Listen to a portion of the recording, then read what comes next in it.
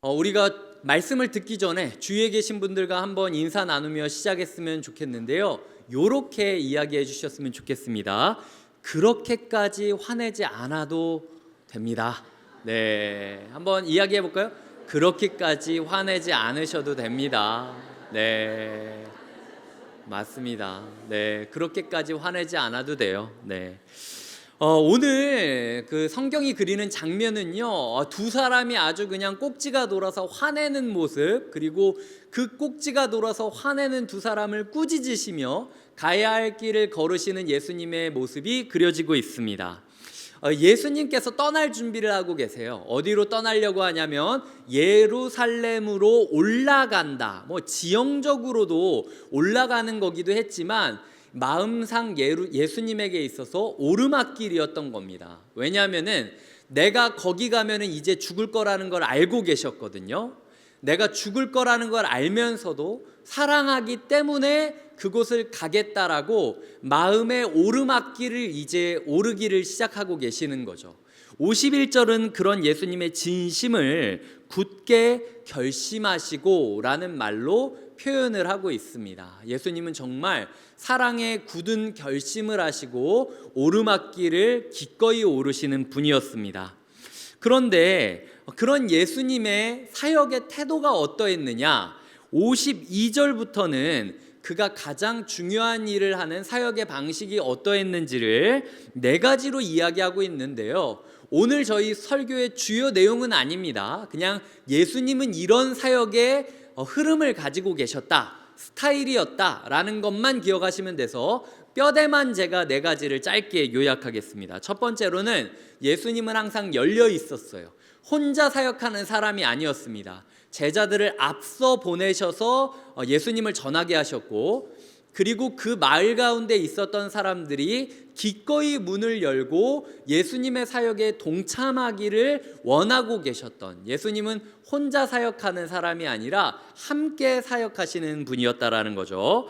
두 번째로는 들어주십니다. 아주 그냥 우리 아랫사람이 소위 말해서 윗 어른한테 화가 나가지고 막 소리를 지르면 기분이 어떻겠습니까? 아무리 좋은 얘기더라도 듣기 편한 게 아니죠. 그런데 예수님은 제자들이 지금 막 화를 내서 자기들이 무슨 얘기하는지도 모르는데 그 얘기를 다 들어주고 계시는 경청의 모습을 보이고 있습니다.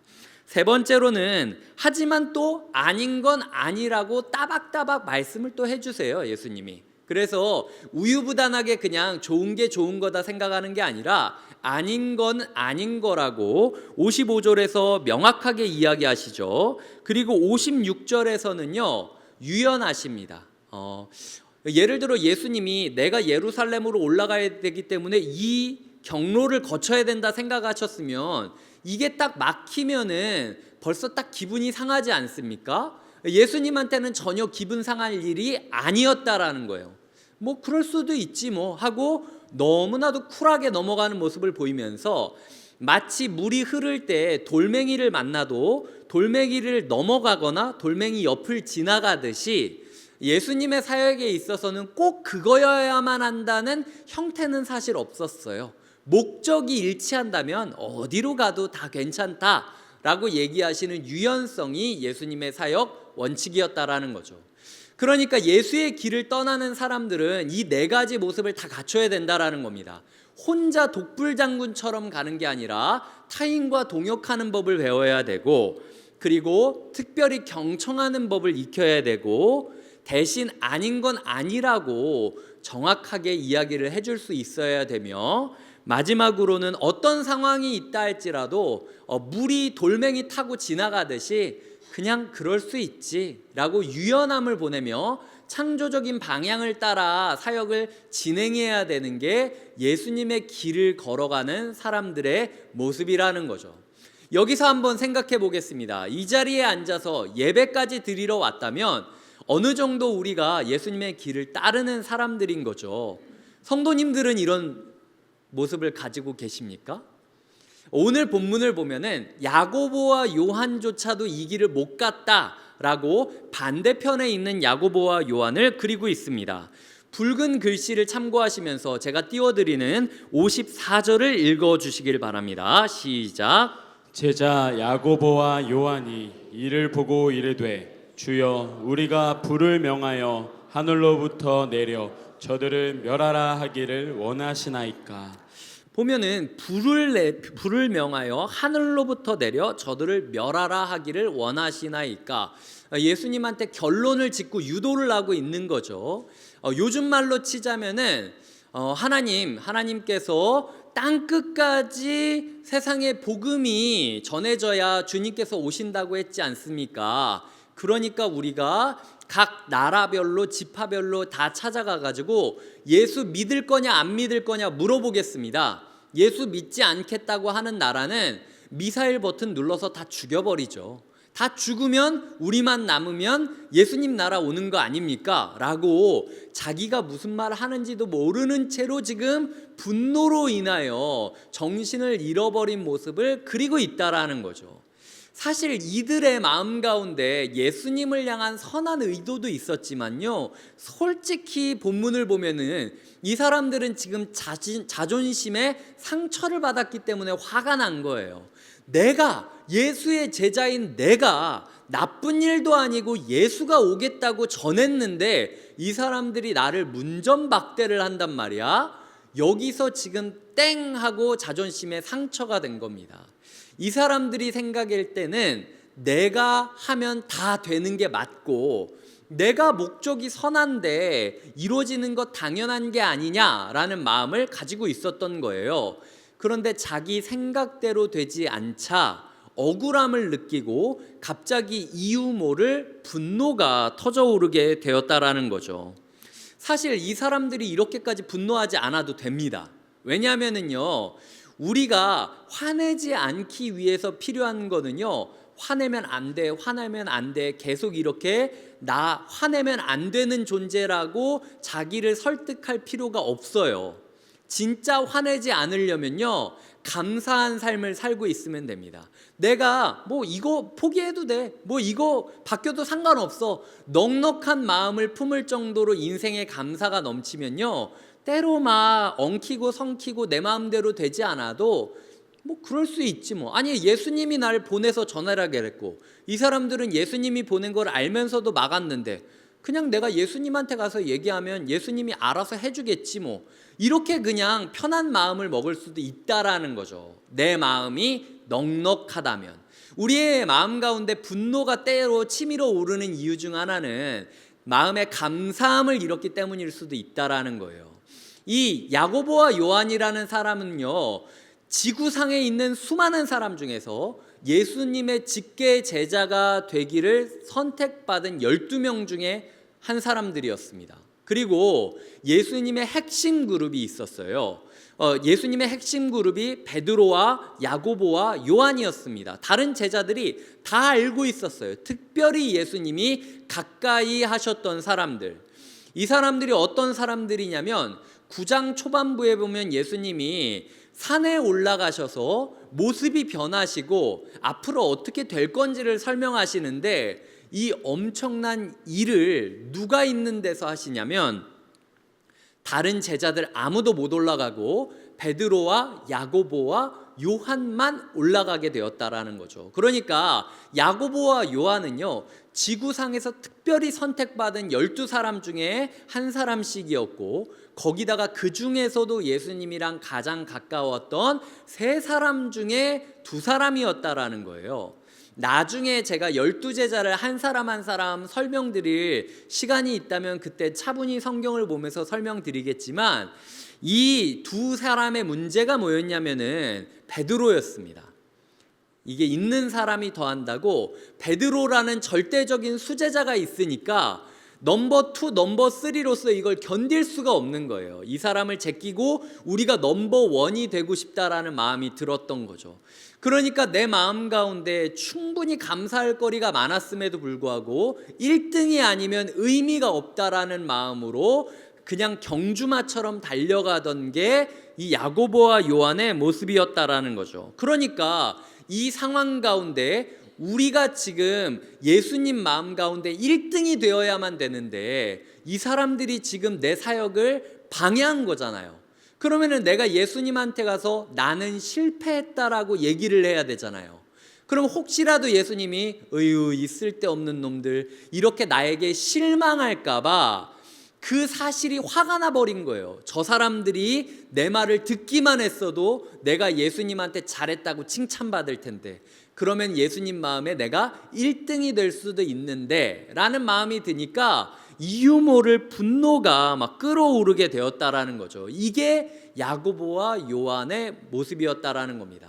다른 건 다 잊어버리셔도 좋습니다. 오늘 지금 여기까지 기억하셔야 되는 건 뭐냐면, 예수님의 사랑을 가장 많이 받은 세 사람 중에 두 사람이었음에도 불구하고 지금 자기가 왜 화내는지도 모르고 하늘에서 불 떨어져서 저 사람들 다 죽여달라고 원인 모를 분노를 하는 게 우리가 신앙생활을 하는 삶 가운데도 있을 수 있다라는 이야기를 드리고 있는 거죠.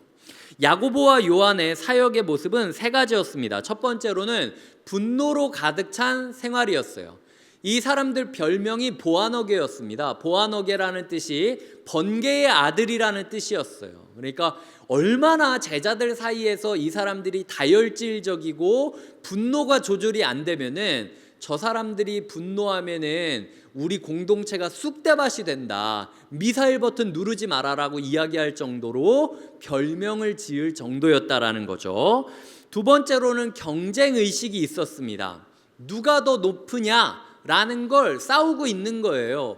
예수님이 지금 변화산으로 데려갔던 세 사람 중에 두 사람이었다면 이 사람들만큼은 적어도 누가 더 높으냐 싸우고 있는 다른 제자들한테 야 이럴 때가 아니다, 예수님이 지금 죽으러 간대잖냐, 우리가 지금 이러고 있을 때가 아니다, 오히려 진정시켜줘야 되는 일이에요.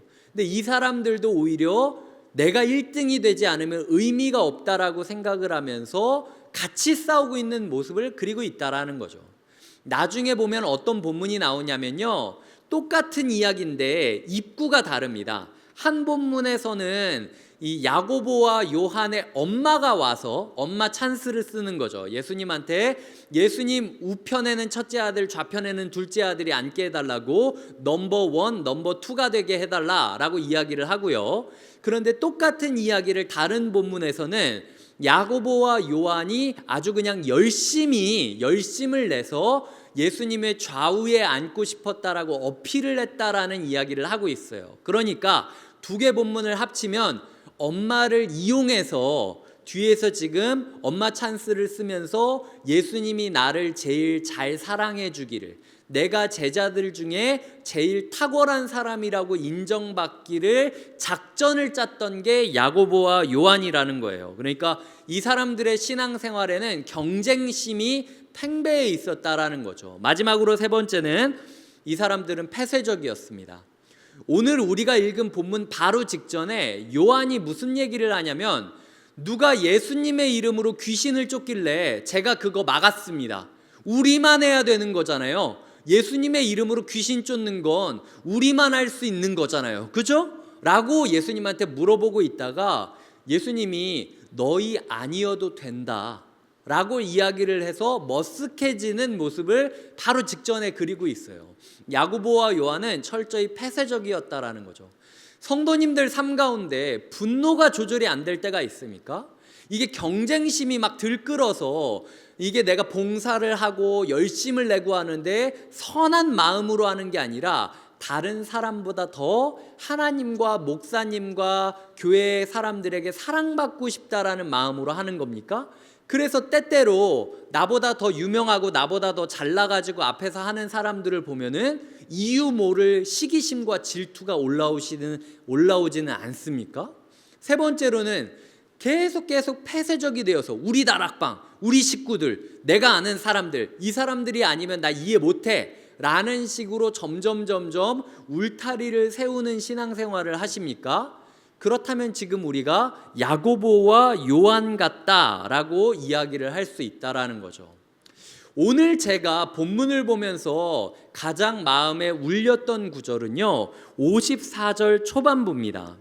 제자 야고보와 요한, 이게 원문에도 보면요, 그 제자 야고보와 요한이라는 단어로 설명을 하고 있다라는 거죠. 하나님께서는 야고보와 요한이 예수님의 방향과는 정반대의 길을 가고 있었는데도 불구하고 여전히 제자라고 불러주셨다. 이게 오늘 제가 드리고 싶은 이야기예요. 그러니까 크게 이 이야기를 두 가지로 나눈다면, 첫 번째는 예수 믿는 우리가 얼마나 예수와 다른 결을 가지고 살고 있는지를 점검해 봐야 된다라는 거죠. 야고보와 요한은 누구보다도 내가 예수의 마음을 이해하고 있다라고 생각했습니다.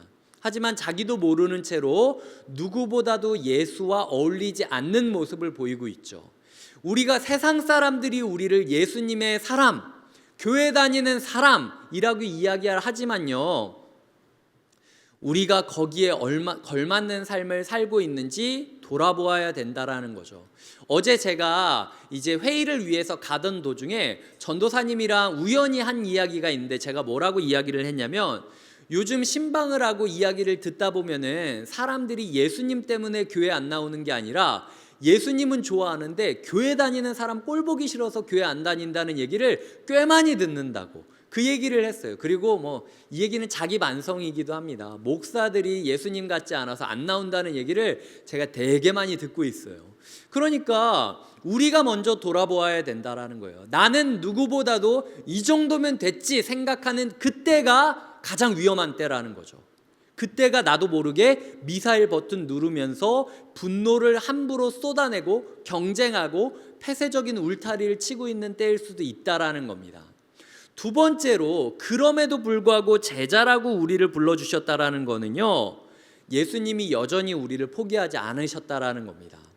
지금 나는 죽으러 굳게 결심하고 올라가는데 제자들이 지금 이렇게 방향을 다르게 가고 있다? 제가 예수님이면요, 가르치지 않습니다.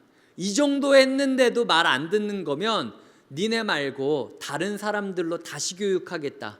저였다면 오히려 꼴도 보기 싫어서 그냥 가라, 나가버려라. 오히려 내가 니네 내쫓는 거 보면서 다른 제자들이 정신 차리게 만들겠다라고 얘기했을 거라는 거예요.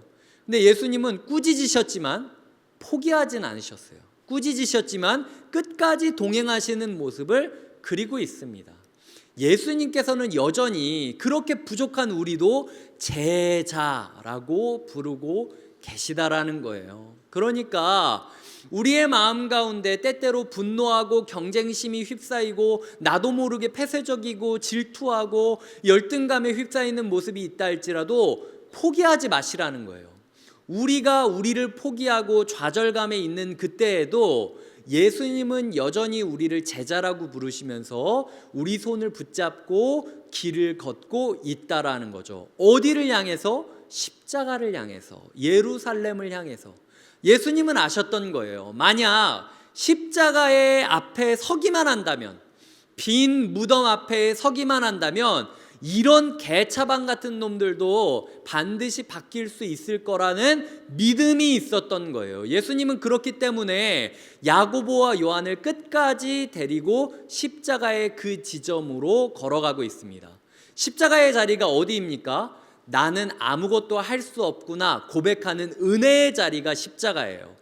그 선한 열심을 가지고 분노를 가지고 우리가 아니면 예수님의 사역을 알 수 있는 사람이 아무도 없다, 우리는 특별하다, 이렇게 이야기했던 야고보와 요한조차도 예수님이 군병한테 끌려갈 때 다 도망쳐 버립니다. 그러니까 알게 된 거죠. 그 순간 나는 아무것도 아니구나. 때로는 내가 1등이 될 수 있을 존재라고, 한 걸음만 더 걸으면 1등이 될 줄 아는 존재였다고 생각했는데 사실은 1등이 없고 우리 모두 다 빵점짜리 인생이구나 라고 고백하는, 스스로의 모습을 적나라하게 보는 죄성의 고백의 시간이 십자가의 고백이고, 빈 무덤 앞에 섰다라는 건 그럼에도 불구하고 예수님이 우리를 다시 살려주실 것이다 라는 은혜를 고백하고 은혜를 붙잡는 시간이라는 거죠. 즉 야고보와 요한이 자신의 죄성을 고백하고 은혜를 고백하는 그 자리에 서기만 한다면 이 사람들이 변할 걸 알고 있었기 때문에 예수님께서는 끝까지 이 사람들을 데리고 그 자리로 여행을 시작하고 있다라는 걸 기억하셔야 됩니다. 제가 직선에 서는 삶과 곡선, 원 위에 서는 삶에 대해서 묵상을 한 적이 있습니다. 보시면은요, 제가 전에 100주년 기념교회에 있었을 때 이재철 목사님이라는 분이 저에게 이야기를 해주셨던 걸 제 나름대로 해석한 건데, 세상에는요 직선 위에서 살아가는 사람이 있습니다. 자기의 인생을 직선 위에 세우는 거죠. 그러니까 항상 뒤에 있는 사람과 앞에 있는 사람을 의식하며 살아가는 거예요.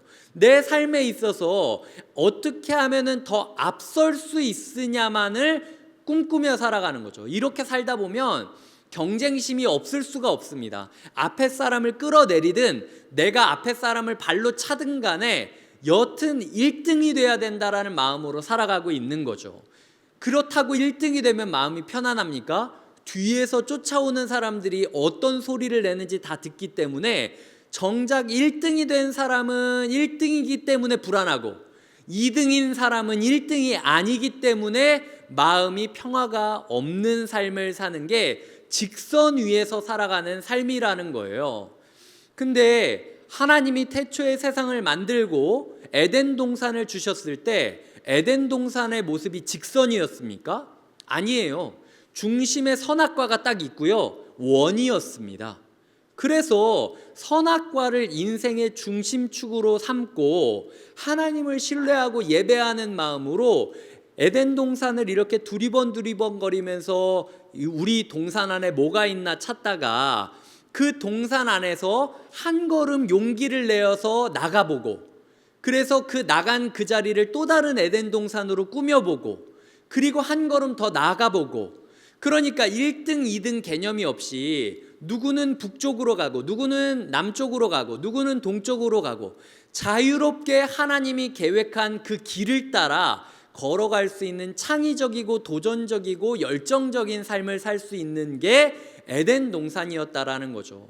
우리는 선택해야 됩니다. 우리의 자신과 우리의 자녀들의 삶을 직선 위에 자꾸 던져놓고 1등이 되지 않으면 의미가 없다라고 이야기를 할지, 그게 아니면은 이게 약간 나이테 같은 모양이지 않겠습니까? 계속 두리번 거리면서 에덴 동산을 둘러보다가 이제 한 걸음 내보고 또 한 걸음 내보고 한 걸음 내보고, 이거 좀 최면하는 것 같지 않습니까? 네, 이렇게 우리가 점점 넓혀가면서 우리의 살아가는 삶을 에덴 동산이 넓어지는 것처럼 이 세상 모두를 에덴 동산으로 만들기를 꿈꾸면서 각자가 각자의 인생에 맞게 걸어가는 그런 곳이 우리가 꿈꾸는 하나님 나라여야 된다라는 거죠.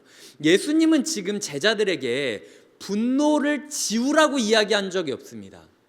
분노는 필요해요. 저는 화내는 건 필요하다고 생각합니다. 신앙생활을 잘하는 게요, 마치 스펀지 꾹꾹 누르듯이 무슨 얘기하든 그냥 다 괜찮다라고 그냥 칼에 찔리든 총에 맞든 그냥 가만히 있는 게 신앙생활은 아닙니다. 그건 인간이 아닌 거죠. 하나님께서 원하시는 건요, 분노가 바른 열정으로 바뀌기를 원하는 거예요.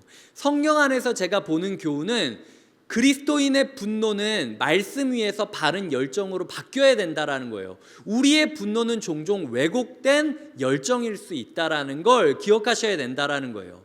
야고보와 요한은요, 처음에는 같이 분노했습니다. 근데 십자가와 빈 무덤을 보고 나서는 둘이 같은 길을 걷는 게 아니라 전혀 다른 길을 걷기 시작해요. 먼저 야고보는요, 첫 번째 순교자가 됩니다. 순교자라는 단어가 없었을 때였어요. 순교자라는 개념이 없었을 때였습니다. 그럼에도 불구하고 예수님 때문에 가장 먼저 순교의 길을 나설 수 있을 정도로 용기를 냈던 사람이 야고보였다라는 거죠. 그리고 요한은 야고보와 정반대 길을 걷습니다.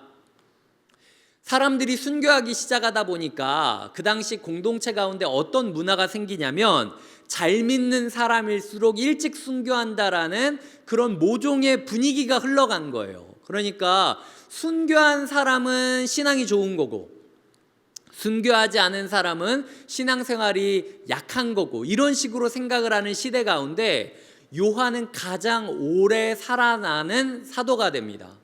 그러면서 끝까지 인내하고 일상을 버티면서 견디는 인내로서 하나님의 열정을 발현하게 된다라는 거죠. 마치 북쪽으로 가건 남쪽으로 가건 똑같은 중심축을 중심으로 해서 나아간다면 같은 나라가 될 수 있듯이, 야고보는 야고보에 맞게 열정을 사용하고 요한은 요한의 상황에 맞게 열정을 사용하게 된다라는 거죠. 우리의 삶 가운데 분노가 있다면 화내지 말아야 된다고 감정을 지울 게 아니라 말씀 안에서 은혜를 발견하고 그 은혜로 말미암아 때때로 누구보다도 더 순교할 수 있는 열정을 갖기를, 때때로 누구보다도 더 인내할 수 있는 인내를 갖기를 꿈꾸며 기도하는 것이 우리의 삶에 필요하다라는 거죠. 말씀을 맺겠습니다. 최근 몇 주간 르우벤이라는 사람에 대해서 우리가 묵상을 했습니다. 르우벤이라는 사람에 대해 묵상을 하면서 교회 안에서 특별히 다혈질적이고 분노가 있거나 무력감에 짓눌려가는 성도님들이 있다면 르우벤을 반면교사 삼아야 된다라고 이야기를 드렸어요. 우리 교회가 곁에 있는 교회지 않습니까? 곁에 있는 교회의 이름값을 하기 위해서는요, 종종 화가 날 때마다 르우벤에 관련된 이 설교들을 끄집어서 계속 반복해서 들으셔야 돼요. 성경 안에서는 하나님의 끝없는 사랑이 넘치고 있습니다. 그 르우벤을 사랑하고 축복했던 야곱, 르우벤 지파를 사랑해서 축복했던 모세, 그리고 예수 믿는 사람을 다 잡아넣던 사울이라는 사람을 부르셨고, 분노로 자기가 무슨 말을 하는지도 모르는 채로 쏟아내던 야고보와 요한을 사랑했던 예수님, 그 끝없는 사랑을 우리가 경험한다면 우리의 인생이 100% 바뀔 수밖에 없다라는 거죠. 이제 그런 우리를 하나님께서는 직선 위에 서는 삶에서 탈출시켜서 우리만이 할 수 있는 창조적이고 도전적이며 열정적인 삶을 이루어 가시겠다라고 선언하는 것이 오늘 본문이라는 겁니다. 즉, 최근 몇 주간 했던 설교의 요약을 한 문장으로 맺는다면 하나님은 사랑이시다. 그 하나님이 사랑으로 우리를 절대 포기하지 않으실 거고, 어떤 일이 있더라도 여전히 제자라고 불러주실 것이다. 하나님이 포기하지 않았는데 우리가 포기하면 되겠습니까? 우리 스스로도 우리의 삶을 포기하지 말고 계속 하나님의 말씀, 꾸짖음을 두려워하지 않으면서 혼내더라도 그냥 막 하나님 손 이끌면서 가는 거예요. 그리고 서로 투닥거리더라도 하나님 말씀 앞에서 혼나면서 같이 걸어가 보는 겁니다. 그런 우리를 통하여 역사하실 하나님을 기대하시길 주님의 이름으로 축복드립니다.